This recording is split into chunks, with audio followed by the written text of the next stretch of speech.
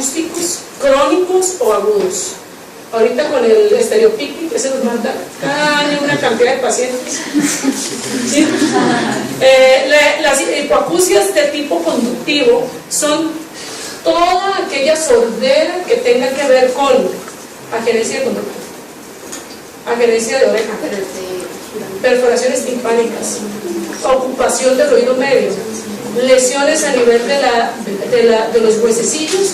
A eso le llamamos sordera de tipo conductivo. Es decir, todo lo que impida o altere la conducción del sonido desde el aire hasta que llegue a la cóclea. ¿Listo? Entonces, ¿qué tipo de datos? Obviamente ausencias. Esta es la característica audiométrica. Vean la diferencia. Habíamos hablado de que allá los corchetes iban juntos.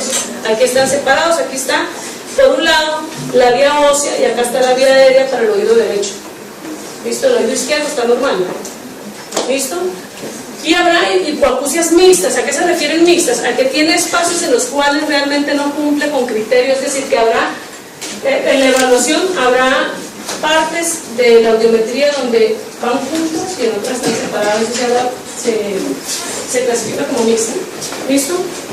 Bueno, la hipoacusia súbita, fíjense bien que esto es importantísimo. Quienes ven la hipoacusia súbita son ustedes en urgencias. Esto, todo paciente, es decir, existe un error gravísimo que yo siempre les insisto, que ustedes como médicos siempre tienen que creerse. Ustedes, es increíble que a veces uno ve especialistas en los servicios de urgencias que revisan a un paciente, el paciente manifiesta sordera, le revisan el oído, el tímpano está normal y lo mandan con antibiótico y le dicen que tiene una otitis. Eso no crean que es una rareza, es más bien lo común. Eso, ¿por qué pasa eso? Porque el médico no se siente seguro de lo que está viendo. Porque la rotación por otorrino estaba más pendiente del iPad. ¿Sí? Porque nunca pusieron atención y no aprendieron a ver oídos. Si tú ves un tímpano que está normal, no tienes por qué pensar que tiene una otitis. Si tú no estás viendo nada en el retrotímpano, o sea, atrás del tímpano, en el oído medio, eso no es una otitis. Entonces, el paciente que manifiesta sordera, tú tienes que creer, lo primero que tienes que pensar al revisar si el oído se ve bien, es que es una hipoacusia súbita. Una hipoacusia súbita, realmente esta es la definición. Es una pérdida de 30 decibeles en por lo menos 3 frecuencias, ¿sí?, diferentes en una biometría. ¿Cómo se manifiesta? Es una hipoacusia de tipo neurosensorial de inicio súbito. El paciente dice: yo estaba perfectamente bien, de repente me empezó un zumbido y quedé sordo. O a veces no les da ese zumbido, el paciente queda sordo. Eso es, existen, por supuesto, existen enfermedades como la diabetes, hipertensión, coronariopatías y todo eso, y nefropatías, enfermedades autoinmunes, que van a predisponer al paciente todo lo que signifique alteraciones vasculares. Puede el paciente terminar con una sordera súbita. El paciente que es fumador intenso, para todos los que les gusta fumar. El tabaquismo es una de las causas de mayor redistribución sanguínea que existen, y uno, como puede uno vivir sordo y puede vivir ciego, en un paciente que fuma mucho, los órganos que se sacrifican en un momento de redistribución vascular son el oído y los ojos. ¿Sí? Entonces quedan sordos y ciegos, pero siguen fumando. ¿Sí? Entonces, ¿cuál es la causa de una hipoacusia súbita? Realmente no hemos puesto de acuerdo. Esta es una entidad que hace muchísimos años la vemos y realmente no existe. Para poder uno saber con certeza, uno tendría que asesinar al que llegó con hipoacusia súbita, mandar el oído a patología para saber exactamente lo que pasó. Entonces, las teorías son que es algo vascular o que es algo viral. ¿Sí? Entonces, obviamente que va a haber otros casos como autoinmunes, tumores y todos que van a ocasionar eso, pero eso digamos que no es lo común. Lo común es que no encuentres una causa. ¿Listo? El diagnóstico se hace otoscopia normal. Si tienes diapasones, eso tiene que poner mucha atención la próxima semana para los diapasones. Y, por supuesto, hacer examen completo de ese paciente y empezar el tratamiento. ¿Listo? ¿Sí?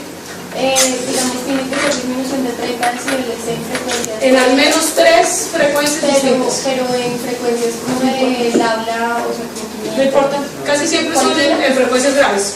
Casi siempre son en frecuencias graves. ¿Por qué? ¿Se acuerdan que yo les decía que era bien importante el tema de lo de la... Tiene que ser una hipoacusia bien severa en frecuencias agudas para que el paciente dé cuenta. Casi siempre se da cuenta porque las pérdidas son graves. ¿Listo? ¿Alguien levantó la mano? No hay tiempo. O sea, el tiempo que ocurre esa hipoacusia. 3 días. Es decir, menos de 72 horas. El paciente, si hay una cosa que le da, es quedar ciego o quedar sordo. Esos pacientes siempre consultan rápido. Es muy raro, por ahí tuve un paciente que de chance llegó contándome que estaba en Girardot el fin de semana y que estando allá se quedó sordo. Fue con un médico que le puso mucha atención a su otorrino cuando le dio clases en Girardot y le dio el tratamiento que era. La fórmula le valía 250,000 pesos al abogado que se había tomado whisky por fin de semana de 500,000 pesos. Pero fue con el médico le dio la fórmula y la fórmula era demasiado cara para él. Y decidió que no le iba a hacer caso al médico.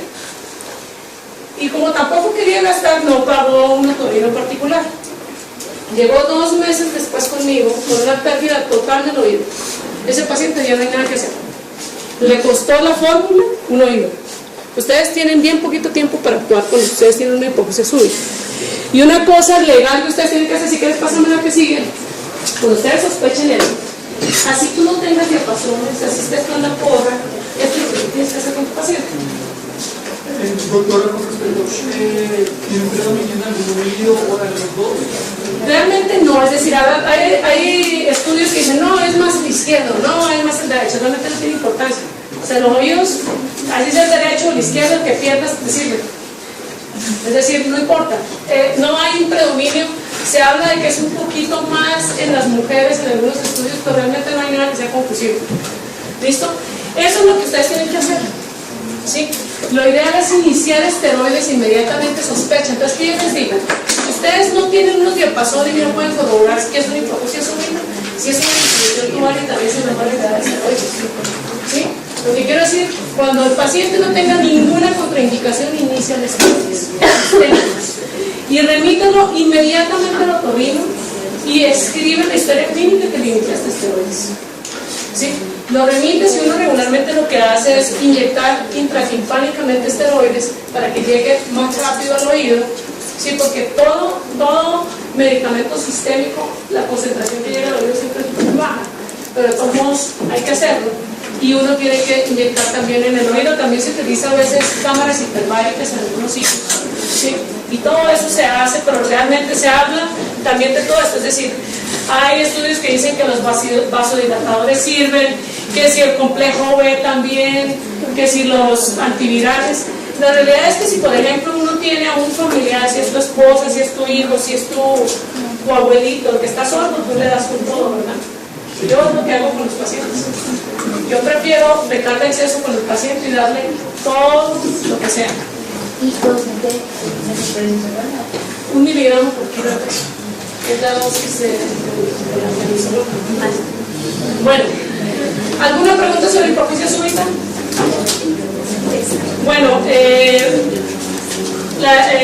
ahora vamos a hablar sobre presbiacusia. La presbiacusia es sordera que empieza a partir de qué edad? 60 años. Entonces, es una disminución fisiológica por envejecimiento de las células cognitivas. Esa es la definición de una presbiacusia. En esto es importante que ustedes le comenten al paciente que eso es un proceso degenerativo que no tiene reversa, pero que uno tiene que hacer algo para ese paciente. El aislamiento de las personas mayores porque no se le indica un audífono es bastante importante. Y es, miren, métanse un día nomás por internet, vean cuántos chistes hay de los abuelitos sordos. O sea, la realidad es que eso no debe ser. O sea, mira, imagínate que si uno tiene la oportunidad de ayudar a las personas mayores a la integración social, hay que hacerlo. ¿Listo? Sigue, por favor, me pasas. Existen otras causas. En estas, los culpables somos los médicos. Los culpables somos los médicos. Yo a veces les digo al paciente, bueno, es que mire, yo estaba hospitalizado, tenía una fractura abierta de fémur y me dieron medicamento y salió sordo el paciente. Anteriormente se justificaba mucho porque había pocos antibióticos y uno de los mayores ototóxicos que dejaron mucho paciente con discapacidad auditiva fueron los aminoglucósidos. Y los aminoglucósidos se siguen usando mucho. Y el aminoglucósido es, la sordera es directamente proporcional al número de días que lo hace. A mayor número de días, mayor sordera. Y la sordera de los aminoglucósidos es irreversible. En esto yo quiero invitarlos a que ustedes lean sobre aminoglucósidos por curiosidad médica. Lean para saber que existen medicamentos tan comunes como la furosemida, como el ácido acetilsalicílico, que son de uso bastante común, que cuando nosotros no hacemos las cosas en forma adecuada, el paciente puede terminar con sordera. Gracias a Dios que ototóxicos como la furosemida son reversibles, pero hay muchos que son irreversibles. Y digamos, por ejemplo, que el cisplatino, pues uno dice, pues sí, en la realidad si yo me voy a quedar sordo, pero voy a sobrevivir a un cáncer, pues prefiero quedarme sordo, ¿sí? Pero digamos que hay uno tiene siempre que poner las cosas en una balanza, pero si tú tienes una alternativa como médico y puedes darle algo diferente, acuérdense por favor de eso. Siempre que vayan a formular, sobre todo en pacientes que tienen sorderas, que tienen un oído único, valioso, siempre fíjense que formulan, por favor. ¿Listo? Bueno, la exposición al ruido, miren que por ejemplo, eso de lo que les decía yo del estereopicnic no es una mentira. Es decir, el oído, ¿saben cuál es la capacidad máxima que un oído tolera un ruido? ¿Quién da más? ¿Cuánto? 150. ¿Quién dijo más? 80 decibeles. 80 decibeles es la capacidad máxima que el oído es capaz de soportar. Miren todo lo que se sale de esos 80 decibeles. Miren el tráfico de la ciudad. ¿Sí? Para esos vendedores ambulantes o para nuestras pobres empleadas domésticas. ¿Sí? Y de ahí para abajo, es decir, un ruido, si ustedes se exponen a un ruido de 130 decibeles, lo máximo que el oído tolera antes de empezar a dar daño irreversible es media hora. Hay un estudio que hizo la Universidad Veracruzana en el 2014 que midió a una universidad como esta, metió a todos los muchachos a un estudio. El 30% se usaban audífonos para escuchar música, tenían pérdida de audífonos en frecuencias altas. ¿Por qué sucede eso? Porque el oído, cuando está expuesto a un ruido en un ambiente en el que no tiene escapatoria del oído, y tú lo pones a una intensidad por arriba del 50% de la capacidad del aparato que estás oyendo, después de una hora ya tienes sordera irreversible. Entonces, ¿qué quiere decir? Que tú como médico tienes que orientar a tu paciente y decirle, ¿quiere escuchar audífono? Escúchalo, pero a sonido muy bajito, no importa que esté todo el día con el puesto, pero siempre a niveles bajos. Listo. Lo que sigue, por favor. El trauma acústico, lo que te estaba contando yo, esa es la definición. Es decir, una lesión en el oído interno se produce cuando nosotros exponemos el oído a decibeles por arriba de 100 decibeles, por arriba de 100, perdón. ¿Sí? O cuando uno se expone por mucho tiempo a sonidos un poquito más bajitos, entre 80 a 80 decibeles, si uno todos los días está oyendo. Por ejemplo, nuestras mejores pacientes cuando ya se pensionan son los odontólogos, ¿sí? Porque están con la fresa todo el día y eso es un ruido que está por arriba de 80 decibeles. ¿Listo? Entonces, existen muchas enfermedades asociadas a eso, la autoesclerosis, el neurinoma del acústico. El neurinoma del acústico siempre piensa en sorderas asimétricas. Eso, una sordera asimétrica o una hipoacusia súbita tiene obligación uno de hacer una resonancia cerebral. Eso me pasó a decirles. Sorderas asimétricas, obligatorio solicitar resonancia magnética. No estoy diciendo tacto, resonancia magnética. ¿Sí? Pensando en esto y pensando en que es obligatorio ver que no sea un tumor el que ocasione esa sordera súbita. La autoesclerosis, ¿en qué tienen que pensar? De inicio, cuando ustedes ven a ese paciente, casi siempre son mujeres. De cada 10 pacientes, 9 son mujeres jóvenes en edad productiva entre 30 y 40 años, en las cuales el tipo de sordera que ustedes le ven al inicio es una sordera de tipo conductivo. ¿Listo? Por favor, el que sigue.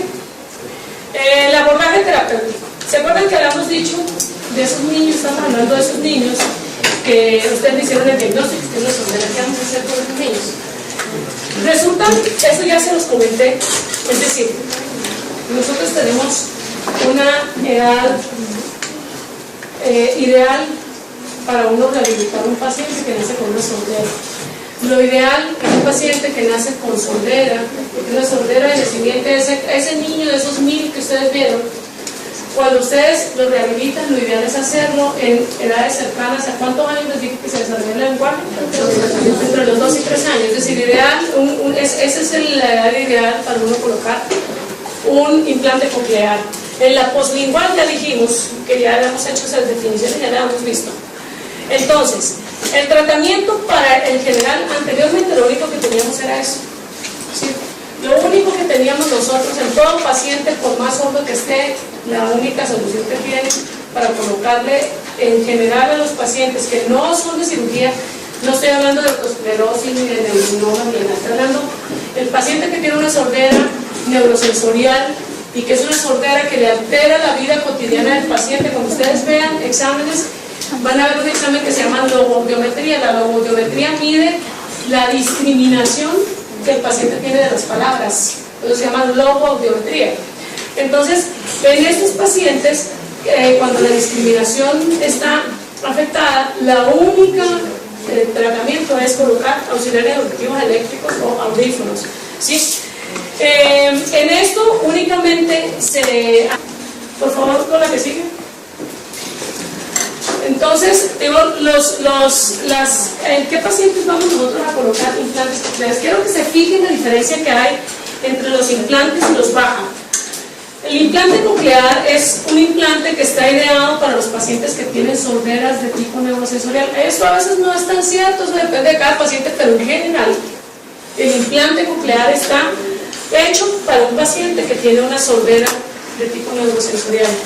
Y una neurosensorial, que de esos pacientes que uno piensa que no se les puede hacer nada, en estos pacientes de tipo de sorderas se les puede poner el implante. Lo que hace es, se coloca un dispositivo que ustedes ven que llega directa, por eso se llama coclear, entra por todas las rampas de la cóclea y lleva directamente el sonido para estimular el cerebro. Estos pacientes, además de la cirugía que es colocar un implante coclear, también tienen que ir acompañados de rehabilitación por parte de las terapeutas. ¿Listo? Fíjense bien esto es importantísimo. Miren lo que dice ahí. Dice que si tú a un paciente lo mandas a implantar... You gotta read that, right? Hi, Jonathan.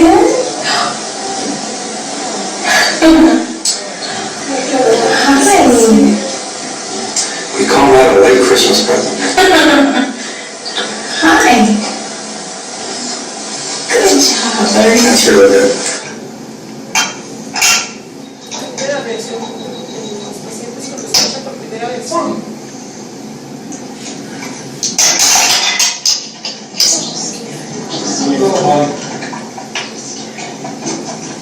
Down the lot more.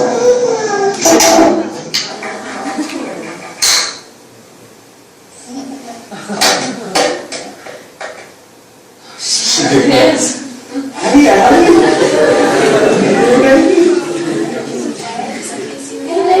She's got us just Hey, darling. You hear it? You hear it? ¿Qué pasa con los pacientes que están escuchando, pero a veces cuando están en edades un poquito más avanzadas, pacientes pero no logran entender su propia, hay que rehabilitar, no solamente operar sino rehabilitar? ¿Listo? Está entendiendo, eso es como el bebé cuando recién empieza a oírlo hablar a uno, que el bebé te escucha hablar y no te entiende.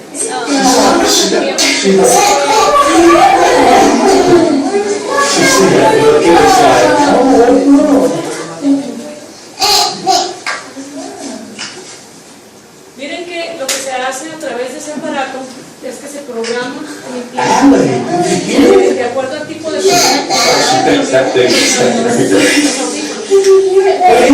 un programa que de acuerdo a la sordera del paciente que vas viendo las frecuencias así como las que quedan frecuencias.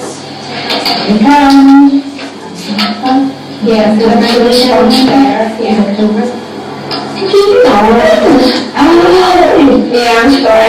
Oh my God. La vía ósea y acá está la vía aérea para el oído derecho. ¿Listo? El oído izquierdo está normal. ¿Listo? Y habrá hipoacusias mixtas. ¿A qué se refieren mixtas? A que tiene espacios en los cuales realmente no cumple con criterios, es decir, que habrá, en la evaluación habrá partes de la audiometría donde van juntos y en otras están separadas, se clasifica como mixta. ¿Listo? Bueno, acústicos, crónicos o agudos. Ahorita con el estereopicnic, que se nos manda cada año una cantidad de pacientes. ¿Sí?